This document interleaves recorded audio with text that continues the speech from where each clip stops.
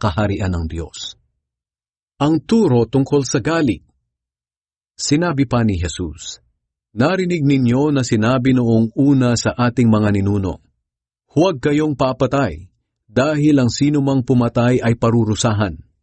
Ngunit sinasabi ko sa inyo na ang may galit sa kanyang kapatid ay parurusahan din.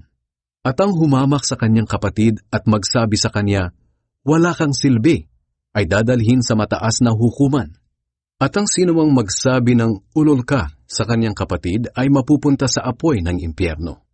Kaya kung nasa altar ka at nag-aalay ng iyong handog sa Diyos, at maalala mong may hinanakit sa iyo ang iyong kapatid, iwanan mo muna ang handog mo sa harap ng altar.